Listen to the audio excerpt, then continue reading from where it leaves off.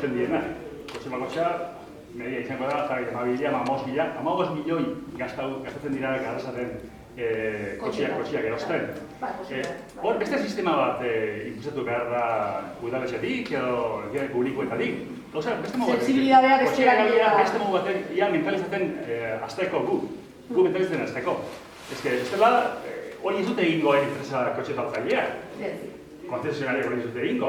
Udaletxetik, gero pedagogia apuratu egiten kotxien erabilera egiteko, arazo guk egiten dugu. Eta hemen eman batera, kotxe gehiago dugu. Zerbatik hori dutera, kotxe gehiago dugu.